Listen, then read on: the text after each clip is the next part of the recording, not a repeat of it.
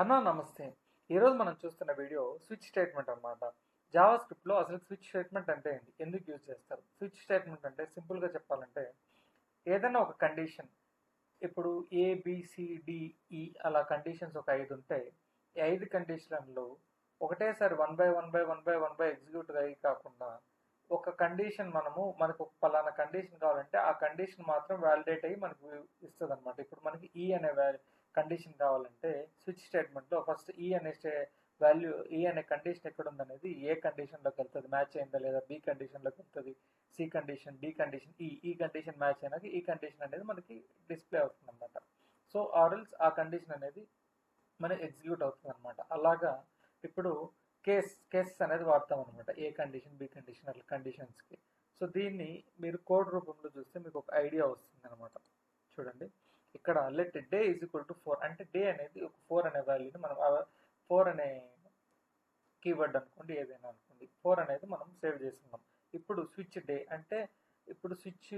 అంటే డే అంటే మనకు 4 వ్యాలిడేట్ అనేది ఏది అవ్వాలంటే 4 అనే వాల్యూకి వ్యాలిడేట్ అవ్వాలి. 4 అనే వాల్యూ ఎక్కడ సాటిస్ఫై అవుతుందో చూద్దాం. ఇప్పుడు కేస్ అనే చెప్పాను కదా, కేస్ 1, కేస్ 2, కేస్ 3, కేస్ 4 అంటే నాకు కేస్ 4 అనే దగ్గర వ్యాలిడేట్ అవుతుంది. సో ఇవన్నీ స్విచ్ అంటే ఒకదాని తర్వాత ఒకటి నాకు ఇది ఒకటే ఎగ్జిక్యూట్ అయ్యేదంటూ మనం చేసుకున్నాం అనమాట. ఇక్కడ చాలా ఉన్నాయి, కన్సోల్ లాగ్ ఇవన్నీ ప్రింట్ అవ్వాలి. ఇవన్నీ ప్రింట్ కాకుండా ఇదే ఎందుకు ప్రింట్ అవుతుందంటే మనము ఇక్కడ ఈ డే అనేది నెంబర్ 4 అనేది ఇచ్చిన్నాం. ఈ 4 అనే దాంట్లో మనం ఇక్కడ వ్యాలిడేట్ అవ్వడానికి మనం చూస్తున్నాం. ఇప్పుడు చూడండి ఎగ్జాంపుల్, ఇప్పుడు ఇది రన్ చేద్దాం. ఇప్పుడు మనకి వాల్యూ ఏమొస్తుందంటే థర్స్డే అనేది మనకి వాల్యూ. ఇప్పుడు ఇది కాదు, నాకు ఇప్పుడు లాస్ట్ ఎగ్జిక్యూట్ అయ్యే 7 కావాలనుకుంటే నేను 7 రన్ చేస్తే సండే అనేది వచ్చింది మనకి వాల్యూ ఇక్కడ. సో ఇది కూడా కాదు, నేను 9 ఇస్తా,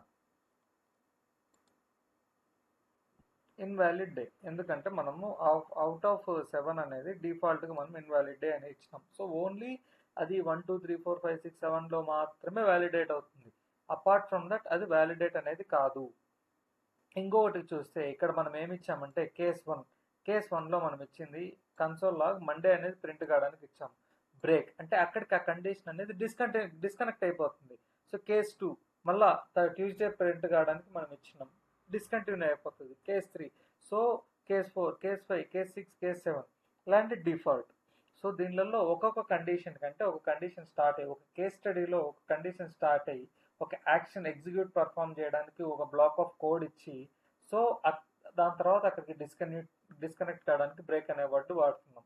సో అలాగా నెంబర్ ఆఫ్ ఇప్పుడు 7 కేసెస్ ఒక డిఫాల్ట్. సో కంప్లీట్ 8 కండిషన్స్ అనేది ఉన్నాయి. ఈ 8 కండిషన్స్లో మనం ఏది కావాలనేది ఎలా కాల్ చేసుకుంటున్నాం అంటే సింపుల్గా ఒక డే అనే నెంబర్కి ఒక నెంబర్ ఇచ్చినాం, ఆ నెంబర్ అనేది కేస్కి ఇచ్చేసాం.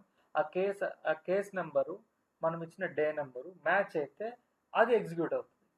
సో అపార్ట్ ఫ్రమ్ దట్ అది మ్యాచ్ అయ్యేంత వరకు అది చెక్ చేసుకుంటుంది. ఇన్ కేస్ మనం ఇచ్చిన నెంబర్ కానీ మనం ఇచ్చే కేస్ నెంబర్లలో లేకుండా ఉంటే ఒక డిఫాల్ట్గా ఇఫ్ ఎల్స్ స్టేట్మెంట్లో ఇఫ్ కండిషన్ ఇచ్చినాము, ఎల్స్ కండిషన్ ఇచ్చినాము, ఎల్స్ ఇఫ్ కండిషన్ కూడా ఇస్తాము. ఇఫ్ కండిషన్ అంటే ఇఫ్ అది మ్యాచ్ అయితే, ఎల్స్ ఇఫ్ ఇప్పుడు అది కూడా మ్యాచ్ అయితే, అది లేకుండా ఉంటే ఇది మ్యాచ్ అయితే, సో కంప్లీట్ ఎల్స్ ఇంకేది మ్యాచ్ కాకుండా ఉంటాయి అలాగనమాట. హోప్ మీ అందరికీ ఈ వీడియో అర్థమైంది అనుకుంటున్నాను. లైక్ చేయండి, షేర్ చేయండి, సబ్స్క్రైబ్ చేయండి ఛానల్.